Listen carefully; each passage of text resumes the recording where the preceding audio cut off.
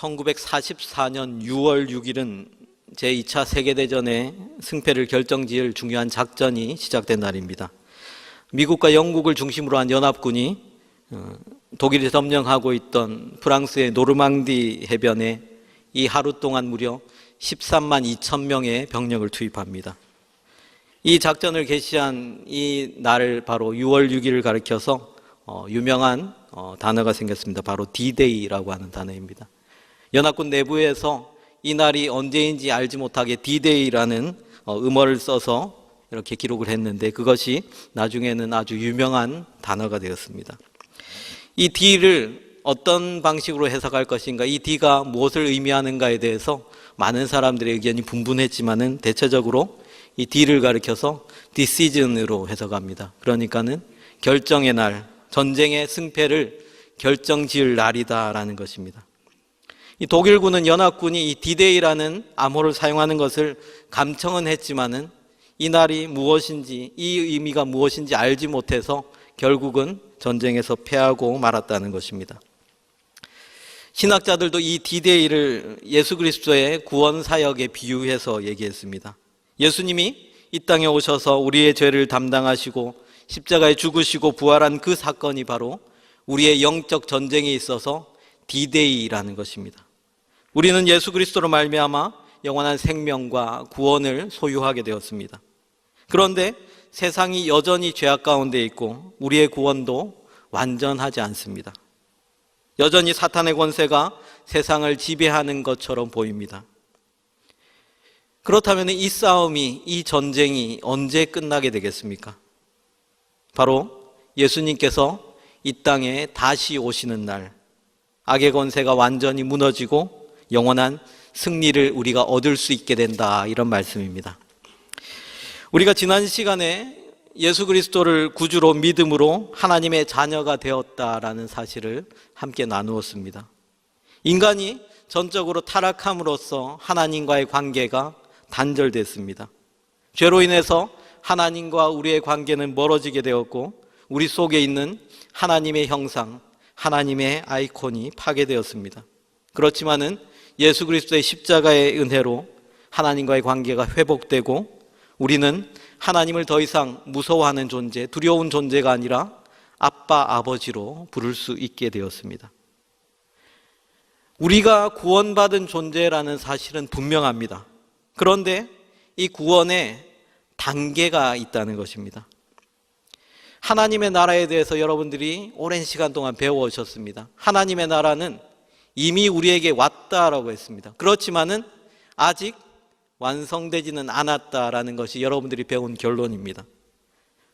하나님 나라가 이미 우리에게 왔지만 아직은 완성되지 않은 것처럼 우리의 구원도 이미 우리가 구원받았다라고 할 수 있지만은 구원을 완성하지는 못했다. 이 구원이 완성되지는 않았다라고 말할 수 있다는 것입니다. 조금 더 엄밀하게 말하자면 우리의 구원은 진행 중에 있다라고 볼 수 있습니다. 풀러신학교의 김세원 박사가 구원이란 무엇인가라는 책을 썼는데 그 책에 보면은 이 구원에 세 가지 시제가 있다라고 얘기합니다. 과거의 구원이 있고 현재의 구원이 있고 미래의 구원이 있다라는 것입니다. 좀 이상하지 않습니까? 성경에서 분명히 우리에게 구원받았다라고 합니다. 로마서 5장 1절 말씀에 이런 말씀이 있습니다. 그러므로 우리가 믿음으로 의롭다 하심을 받았으니 우리 주 예수 그리스도로 말미암아 하나님과 화평을 누리자. 우리가 믿음으로 의롭다 하심을 이미 받았다라고 합니다. 한번 믿음으로 영원한 의로 인정된 것은 우리가 이미 과거에 받은 구원입니다. 우리가 예수 그리스도를 나의 구주로 고백하면 우리에게 구원은 주어졌습니다. 그런데 우리가 구원받았다라고 하면서 우리의 삶이나 우리의 행실이 구원받은 자답지 않게 살아가는 모습을 종종 보게 됩니다. 어떤 이단은 이렇게 주장합니다. 이미 우리가 구원받았기 때문에 구원 이후의 삶은 크게 의미가 없다. 우리가 죄짓고 아무리 방탕하게 살아도 이미 구원받았기 때문에 괜찮다라고 얘기합니다. 한번 구원받았으니 더 이상 다시는 회개할 필요도 없고 다시 회개하는 것은 지옥에 갈 죄인들이나 하는 짓이다라고 주장하기도 합니다. 이 성경의 다른 본문에서는 구원을 미래의 시제를 써서 말하는 것도 보게 됩니다. 데살로니가전서 1장 10절 말씀입니다. 또 죽은 자들 가운데서 다시 살리신 그의 아들이 하늘로부터 강림하실 것을 너희가 어떻게 기다리는지를 말하니 이는 장래의 노하심에서 우리를 건지시는 예수시라.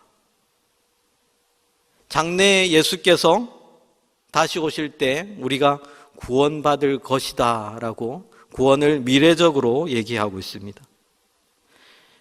하나님의 형상을 따라 지음받은 우리가 죄로 인해서 그 형상이 파괴되었다는 말씀은 지난 시간 여러 차례 말씀드렸습니다. 그런데 우리 안에 어그러진 이 하나님의 형상, 이 하나님의 아이콘을 회복하는 것이 바로 구원의 과정입니다.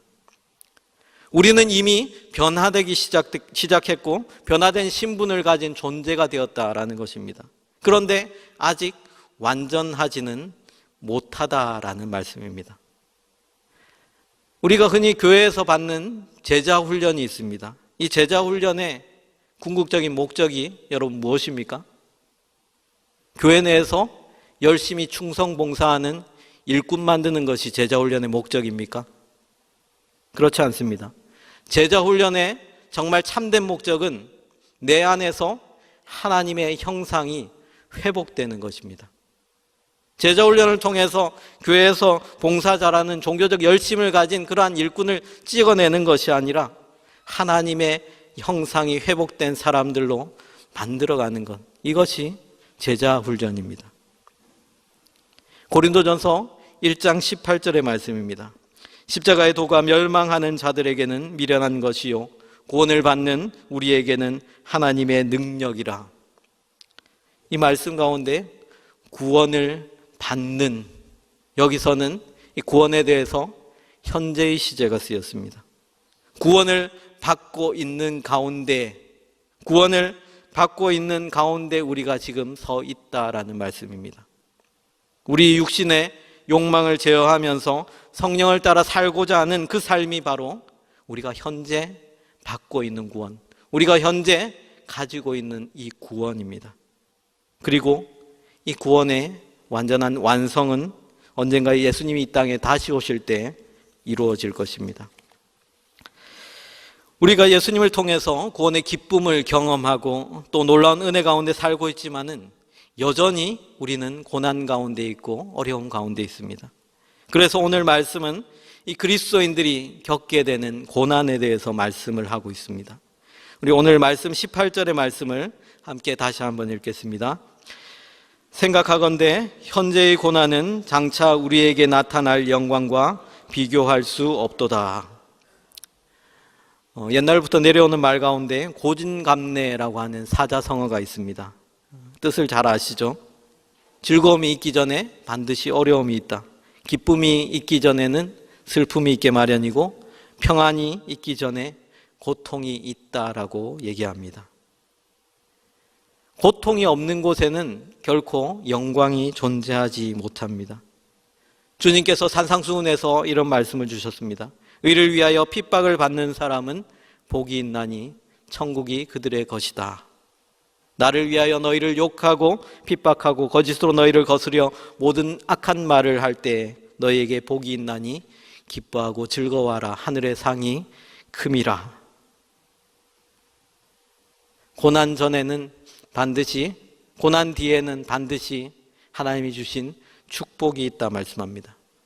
오늘 말씀에서 바울도 현재와 미래를 대비해서 그리고 고난과 영광을 대조시켜서 말씀하고 있습니다. 우리가 현재 이 땅에서 당하는 이 고난은 너무나도 아프고 어렵지만은 그리스도가 다시 오실 때 우리에게 주어질 그 영광에 비하면은 이 고난은 아무것도 아니다라고 말씀하고 있습니다. 우리에게 장차 주어질 그 영광을 우리가 바라본다면 이 고난 중에도 우리가 소망을 잃지 않을 수 있다는 말씀입니다. 이 시대가 얼마나 악하고 타락한지는 굳이 말씀드리지 않아도 여러분은 잘 알고 계십니다.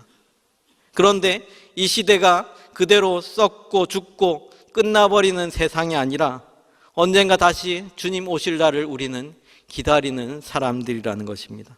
언젠가 주의 날이 이 땅 가운데 임하게 될 때, 그 심판의 날이 임하게 될 때는 이 세계가 완전히 기초부터 흔들리며 우리에게는 완전히 새로운 세상이 열리게 될 것이다 라는 것이 성경의 결론입니다. 그 영광의 날, 회복의 날에 대해서 본문 19절에서는 이렇게 말씀합니다. 우리 19절 말씀도 한번 같이 읽겠습니다. 피조물이 고대하는 바는 하나님의 아들들이 나타나는 것이니. 하나님의 아들들이 나타난다라는 것이 무슨 말씀이겠습니까? 예수 그리스도의 부활의 영광에 참여한 사람들이 이 땅 가운데 다시 등장한다라는 말씀입니다. 이것을 보다 잘 설명해 주는 내용은 요한계시록 21장의 말씀입니다. 그 새로운 세상을 계시록은 이렇게 표현합니다. 또 내가 새 하늘과 새 땅을 보니 처음 하늘과 처음 바다도 없어졌고 다시 있지 않더라. 보좌에 앉으신 이가 이르시되 보라 내가 만물을 새롭게 하노라 말씀하셨습니다. 주님이 이 땅에 다시 오시는 날 만물이 썩어짐의 종노릇하는 데서 해방되어서 하나님의 자녀의 영광에 이르게 될 것이다 라고 말씀해 주고 있습니다. 사람뿐만 아니라 우리 인간들뿐만 아니라 하나님이 지으신 이 모든 피조 세계조차도 주님이 다시 오셔서 이 세계를 새롭게 해 주시기를 기다리고 있다라고 말씀합니다. 인간이 타락해서 하나님과의 관계가 깨어진 것처럼 피조 세계도 하나님이 지으신 원래의 상태에서 타락하고 저주받은 상태에 있습니다. 하나님이 만드신 이 아름다운 자연을 인간들이 과학이라는 이름으로, 개발이라는 이름으로 함부로 파괴하고 깨뜨린 그 죄악 때문에 이 피조 세계도 그 회복을 기다리고 고통 중에 있다는 것입니다. 하나님의 나라 계획 속에는 이 피조 세계마저도 포함한 이 모든 만물을 하나님께서 새롭게 하시고 구원하시고 회복시키기를 원하시는 그 하나님의 소원이 담겨져 있습니다. 이제 본문 22절과 23절의 말씀을 함께 읽겠습니다. 22절, 23절입니다. 피조물이 다 이제까지 함께 탄식하며 함께 고통을 겪고 있는 것을 우리가 아느니라. 그뿐 아니라 또한 우리 곧 성령의 처음 익은 열매를 받은 우리까지도 속으로 탄식하여 양자 될 것 곧 우리 몸의 속량을 기다리느니라. 우리가 이미 영적으로 구원받았습니다. 이미 하나님의 자녀가 되었음에도 불구하고 자녀는 되었는데 그 양자의 영광, 양자가 받을 영광을 아직은 가지지 못했습니다.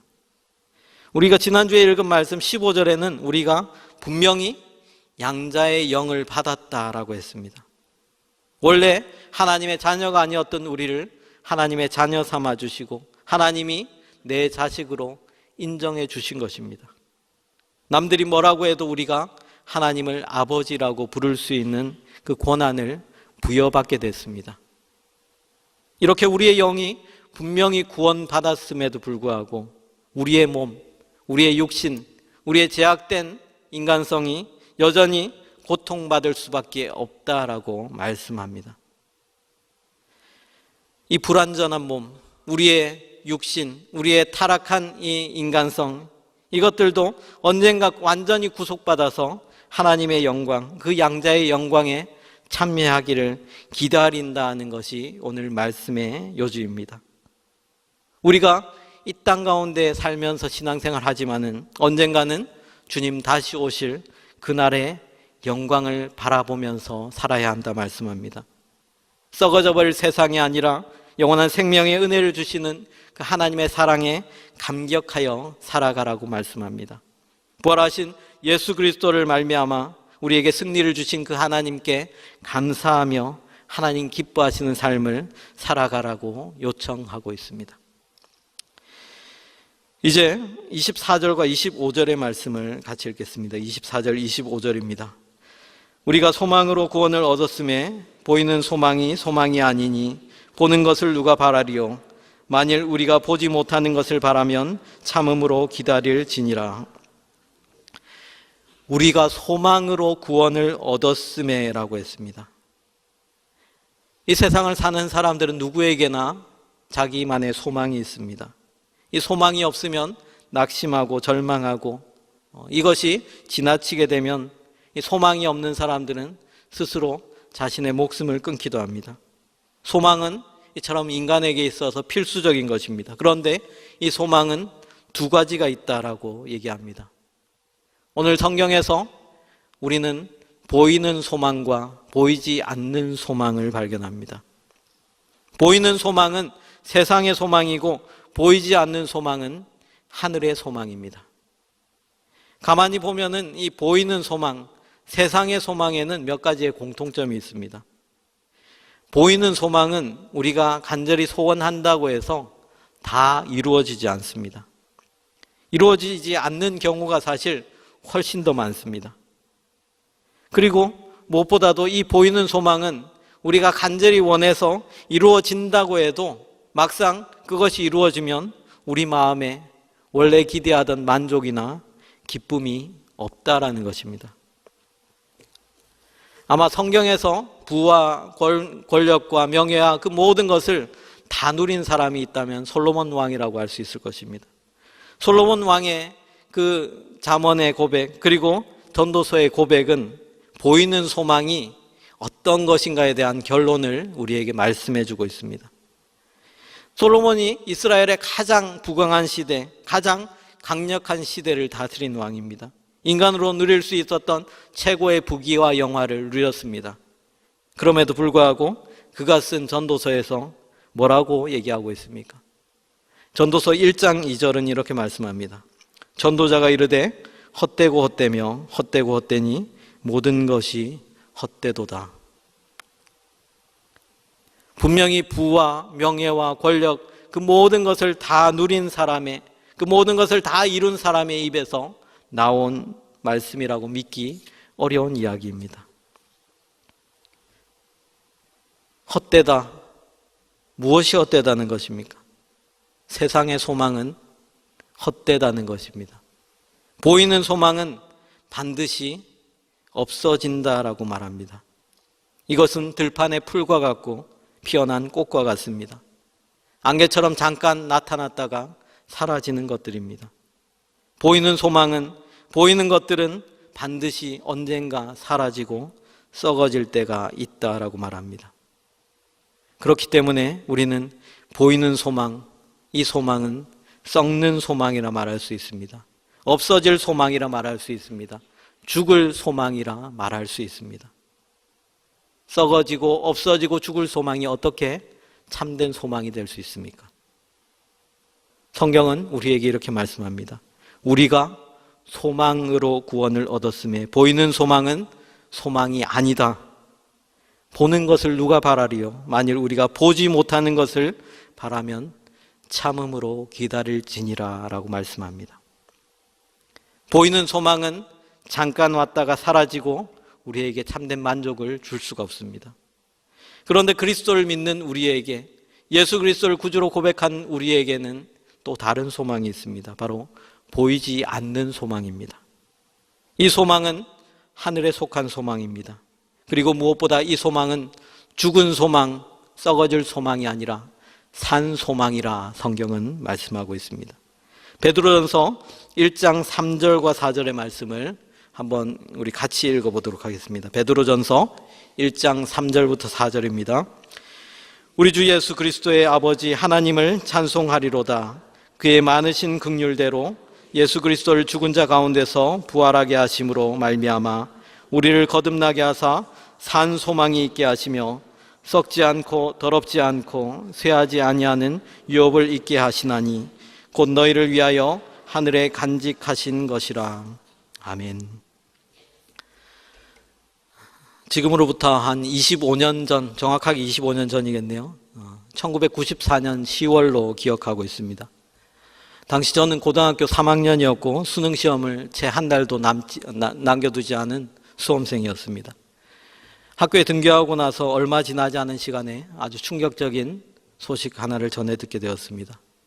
오전 7시경 성수동과 압구정동을 잇는 성수대교 상판이 내려앉았다라는 믿기 어려운 뉴스를 전해 듣게 되었습니다. 사망자 32명 가운데 저와 같은 시간에 학교를 가던 중고생 9명이 포함되어 있었습니다. 이 사건은 저의 신앙을 흔들어 놓는 계기가 됐습니다. 하나님이 도대체 무엇을 하시는 분이십니까? 하나님이 살아계시는데 왜 이렇게 비극적인 일이 일어납니까? 하나님이 살아계시다면 왜 세상이 이토록 어둡고 고통 가운데 있습니까? 이 썩어뻗은 나라, 부정부패와 비리, 권력자들의 욕심으로 많은 사람들이 죽어나가는 이 나라에, 이 땅에 하나님 과연 소망이 있습니까? 오늘날도 다르지 않습니다. 북미 회담의 좌절의 소식, 버닝썬 사건, 연예인들의 일탈과 범죄, 권력과 정치인들의 추악한 타락의 모습들, 뉴질랜드의 학살 사건, 네덜란드의 총기 테러, 이러한 일들이 계속해서 반복적으로 이 타락하고 절망적인 세상을 더 어지럽게 만들고 있습니다. 이 땅에 소망이 과연 있습니까? 신약 성경의 베드로전서는 그리스도인들이 가장 핍박받고 고난받던 시대에 쓰여진 책입니다. 주 64년 7월에 로마에 큰 화재가 일어납니다. 로마의 14개 구역 중에 10개 구역 이상이 불로 잿더미가 되어버렸습니다. 화재가 진압된 후에 로마 시내에 악성 루머가 퍼지기 시작합니다. 로마의 네로 황제가 자신의 시흥을 돋구기 위해서 일부러 시내에 불을 질렀다라는 것입니다. 네로는 이 소문을 막기 위해서 온갖 방법을 다 동원했지만은 네로 황제에 대한 시민들의 원성은 가면 갈수록 커져갔습니다. 그러자 네로 황제는 이 사건에 대한 희생양을 찾기 시작합니다. 그리고 그 희생양은 피해를 입지 않았던 구역에 몰려 살던 그리스도인들이었습니다. 로마를 뒤엎을 역모를 꾸민 그리스도인들이 대화재의 주범이라는 사실이 삽시간에 온 시내에 퍼져나갑니다. 곧 그리스도인들에 대한 체포명령이 떨어지고 대대적인 처형과 학살이 시작됐습니다. 많은 그리스도인들이 카타콤이라고 하는 지하 묘지로 숨어들고 어떤 이들은 로마를 떠나서 소아시아 지역으로 흩어지게 됩니다. 바로 이 시기 절망하고 좌절하고 슬픔 가운데 있는 그리스도인들에게 보낸 편지, 바로 베드로 전서였습니다. 이 편지에 담긴 베드로의 메시지가 무엇이겠습니까?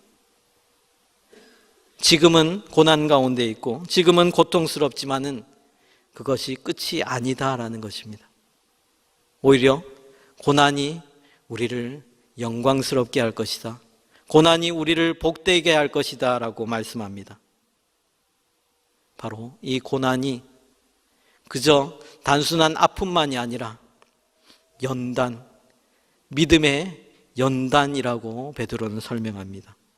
믿음의 길을 선택한 사람에게는 반드시 이 시험의 시기, 연단의 시기가 있다라는 것입니다. 어떤 사람에게는 그 연단이 작은 일로 다가오지만 어떤 사람에게는 참으로 감당할 수 없는 큰 것으로 다가오게 됩니다. 그렇지만은 그 연단을 통해서 그 사람의 믿음이 참된 믿음인지 거짓 믿음인지를 가려낼 수 있다라고 얘기합니다. 1세기의 소아시아에서 금을 세공할 때 1000도가 넘는 불로 가열해서 불순물을 걸러내는 작업, 그 정제에서 순금을 만들어낼 때 사용하던 방법이 바로 이 연단이라는 방법입니다. 모든 것을 다 태워버릴 것 같은 그 펄펄 끓는 영광로 속에서 다른 것은 다 타고 없어지지만은 순수하게 남은 그 정금과 같은 그 믿음, 우리의 시련과 우리의 고난을 통해서 그 믿음이 참 믿음인지 정금과 같은 믿음인지 하나님 앞에 보이라는 것입니다. 우리의 믿음이 순금보다도 더 귀한 믿음으로 연단되어서 주님 다시 오실 때 칭찬과 영광과 존귀를 얻게 하고자 함이라 라고 베드로는 말씀하고 있습니다. 고난은 인간을 연약하게 만듭니다. 그렇지만은 그와 동시에 내가 얼마나 연약한 존재인지를 깨닫게 만듭니다. 고난은 아프고 힘들지만 우리의 믿음을 성숙하게 합니다. 이슬이 밤에 내리는 것처럼 하나님의 은혜는 우리 영혼의 밤에 가장 어둡고 캄캄한 시간에 임하게 될 것입니다. 다니엘과 세 친구는 이렇게 고백합니다. 그렇게 하지 아니하실지라도, 저 뜨거운 풀무불 속에서 하나님이 우리를 구해주시지 않을지라도 우리는 왕의 신상에 절하지 않겠습니다. 그렇게 아니하실지라도 우리는 하나님을 저버리지 않겠습니다. 그 연단된 믿음을 통해서 하나님의 사람으로 세우시고 영광 가운데 서게 하셨습니다. 오늘 우리에게 아픔이 있습니까? 우리에게 고난이 있습니까? 견디기 힘든 시련이 여러분 가운데 있으십니까? 하나님은 이 고난을 통해서 우리의 믿음을 연단하실 것입니다. 이 연단을 통해서 순금보다 정금보다 더 귀한 믿음으로 하나님 앞에 나아가서 칭찬과 영광과 존귀를 얻게 하실 것입니다. 무엇보다 이 고난을 통해 우리가 이 세상에 보이는 소망이 아닌 보이지 않는 소망, 하나님 나라의 소망을 품게 될 것입니다.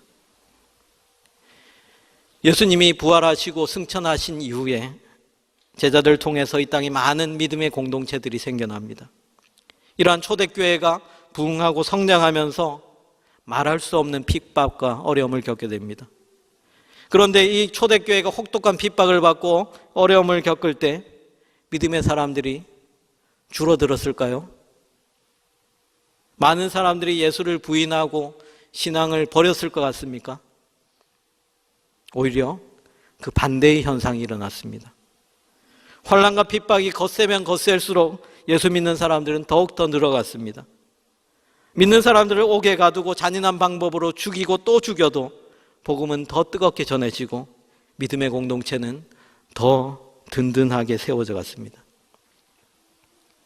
그런데 아이러니하게도 313년에 로마의 콘스탄틴 황제가 이제 기독교를 더 이상 핍박하지 않고 로마의 국교로 채택하고 나서부터 교회는 서서히 기울기 시작했습니다. 목회자와 성도들이 타락해갔고 신앙에 큰 위기들이 닥쳐옵니다. 고난이 없고 연단이 없으면 좋을 줄 알았는데 오히려 신앙은 더 퇴색해져 갔고 세상과 타협하고 복음은 변질돼 갔습니다.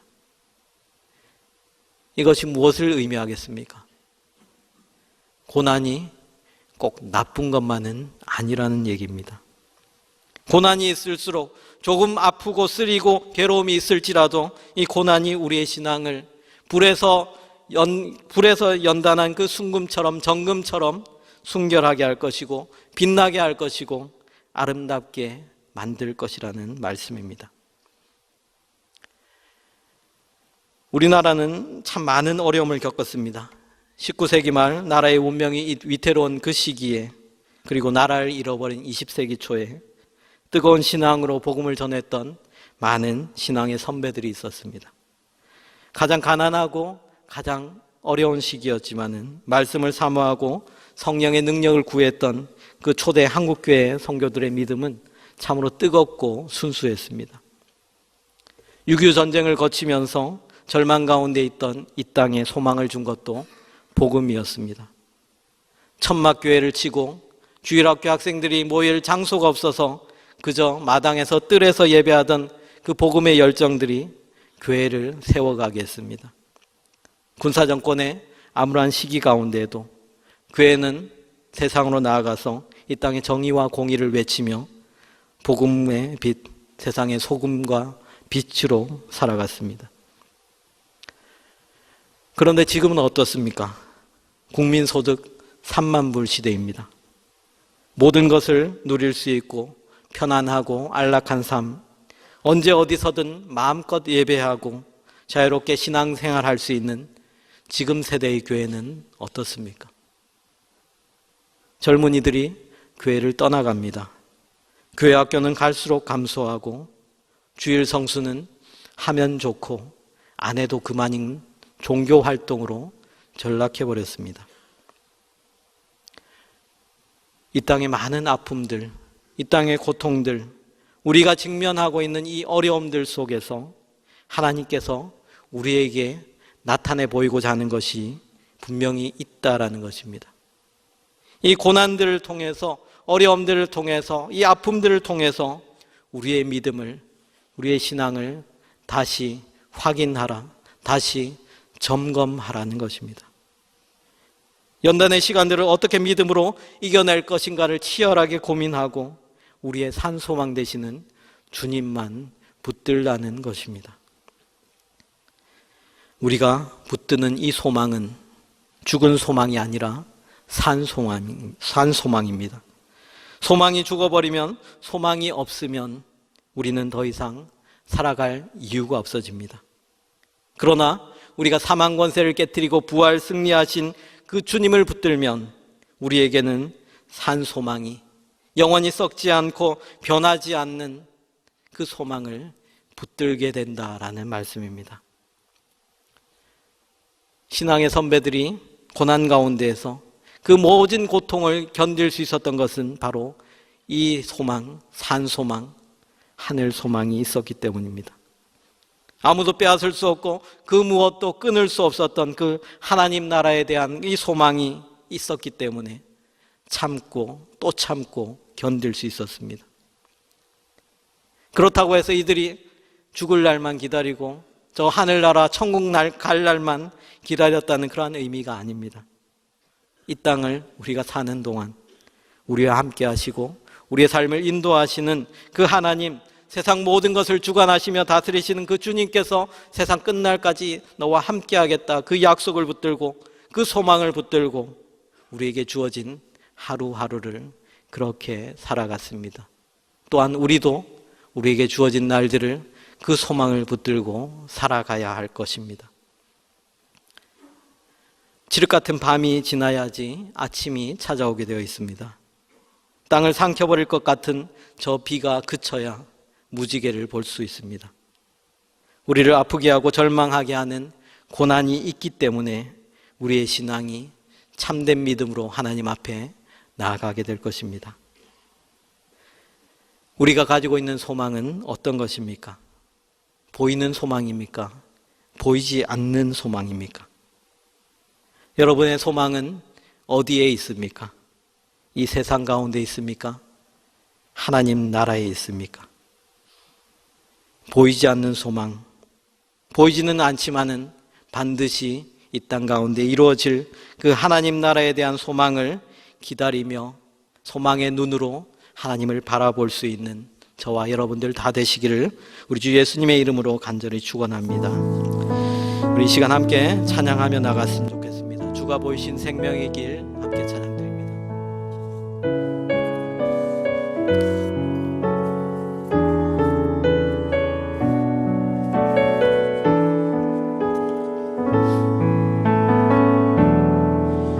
주가 보이신 생명의 길, 나 주님과 함께 상한 마음 들이며 주님 앞에 나가리. 나의 의로움이 되신 주, 그 이름 예수. 나의 길이 되신 이름 예수.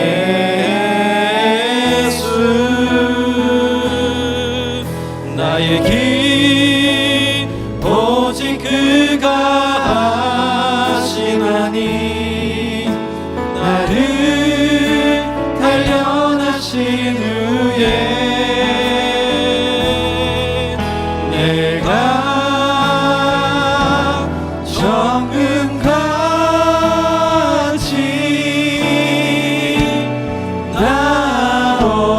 나오리라. 주가 보이신 생명의 길, 주가 보이신 생명의 길, 나 주님과 함께 상한 마음을 들이며 주님 앞에 나가리. 나의 의로움이 되신 주, 그 이름 예수. 나의 길이 되신 이름 예수.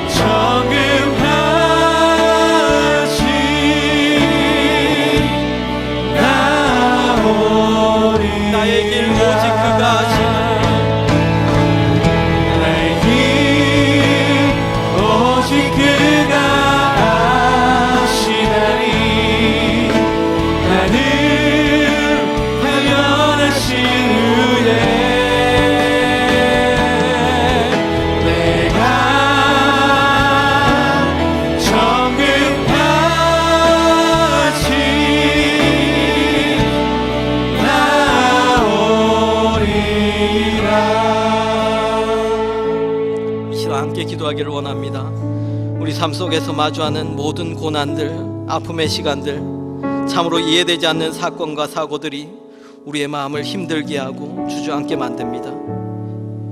이 땅을 바라보면 소망이 없어 보이고 너무나도 절망적이기까지 합니다. 그러나 이 어그러지고 망가진 이 세상 가운데 오셔서 십자가의 사랑으로 우리에게 구원과 승리 주신 그 주님을 믿고 의지하며 나아갑니다. 이 세상의 소망, 보이는 소망, 썩어져 버릴 소망을 불나방처럼 쫓아 살아가지 않게 없어서 보이지 않는 소망이지만은 우리에게 이미 임한 하나님 나라, 언젠가 반드시 이루어질 그 하나님 나라에 대한 간절한 소망을 품고 이 세상을 살아가게 하여 주시옵소서. 오직 예수 그리스도만이 우리의 소망 되심을, 우리와 동행하시는 그 성령님 의지하며 이 땅 가운데 산 소망 품고 살아가는 자가 되도록 우리의 삶을 인도하여 주시옵소서. 다 함께 통성으로 기도하며 나아가겠습니다. 하나님 아버지, 그렇습니다. 우리는 이 땅 가운데 많은 고난과 아픔들, 아버지, 모든 이해되지 않는 사건과 그 사고를 통하여 절망하고 낙심하고 시험 가운데 있습니다. 그러나 이 땅을 바라보면 소망이 없지만 눈을 들어 우리 하나님을 바라보게 하여 주시옵소서.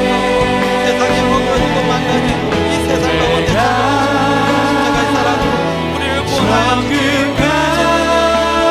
주시옵소서. 하나님의 형상을 회복케 하시는 그 주님의 손길을 의지하여 시간 하나님 앞에 나아갑니다. 세상의 소망에 휩쓸리지 않게 하여 주시옵소서. 모든 소망을 쫓아가지 않게 사버려버린 세상의 소망을 불나방처럼 따라 살아가지 않게 하여 주시옵소서. 하나님 나라를 바라보게 하시고 우리가 온전히 언젠가 이루어질 그 하나님 나라에 대한 소망을 이 세상 가운데 준비하며 살아가는 예수 그리스도만이 우리의 삶을 성령님 우리와 함께하여 주옵소서. 성령님 우리의 삶을 치유하여 주옵소서. 하나님 우리의 마음을 만지시고 우리 안에 어려져 있는 하나님의 형상을 회복하는 자들까지 나아가 하나님을 기쁘시게 하여 이 땅 가운데 예수님의 다른 제자들로 살아가시도록 하나님 주시옵소서. 이 땅에 소망이 없는 이 땅 가운데 하나님 소망을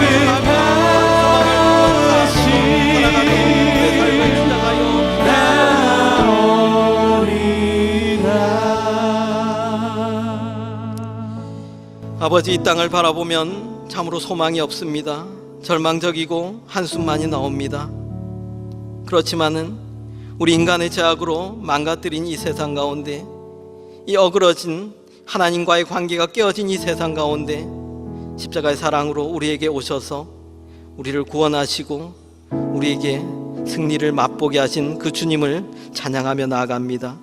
세상의 소망, 없어질 소망, 그 보이는 소망을 쫓아 살아가지 않게 하시고 영원한 하나님의 나라, 우리에게 임할 그 하나님의 나라 소망하며 이 땅 가운데 하나님의 형상을 회복하며 이 땅이 온전히 하나님의 구원하심을 경험할 수 있는 자리에까지 나아갈 수 있도록 우리의 삶을 인도하시고 그렇게 그 하나님 나라의 도구로 쓰임받으며 살아갈 수 있도록 우리를 인도하여 주시옵소서. 이 땅 가운데 믿음의 산 소망 품은 자로 살아가도록 성령님 우리의 마음을 주장하여 주시옵소서. 우리 주 예수 그리스도의 이름으로 간절히 기도하옵나이다. 아멘. 우리 함께 일어나서 파송의 찬양으로 나가겠습니다.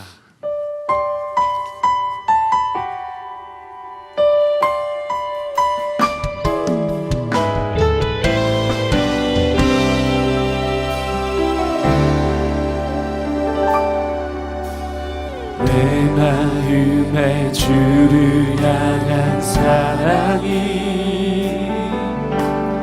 나의 말에 주가 주신 진리로 나의 눈에 주의 눈물 채워주소서.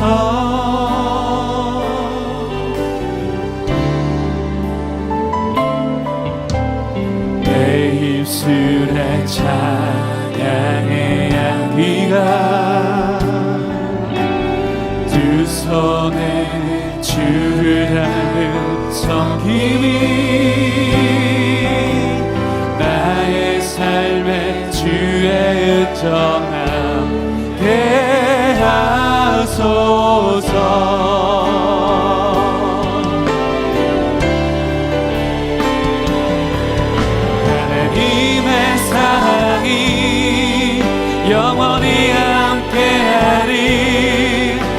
십자가의 길을 걷는 자에게 순교자의 삶을 사는 이에게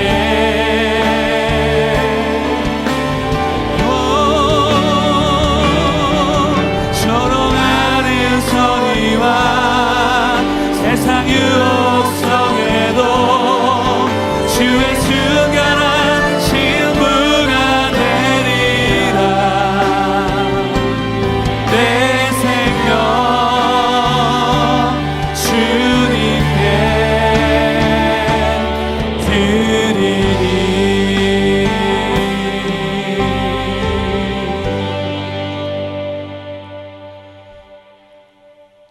지금은 십자가의 보혈로 우리를 승리케 하신 예수 그리스도의 크신 은혜와 우리를 끝까지 사랑하시는 하나님 아버지의 다함이 없는 사랑하심과 세상 끝날까지 우리와 동행하시며 인도하실 성령의 교통하심이 보이지 않는 소망, 하나님 나라의 소망을 품고 세상 가운데 살아가기를 다짐하는 주님의 교회 모든 성도들 위해 이제로부터 영원토록 함께 하시기를 간절히 축원하옵나이다. 아멘.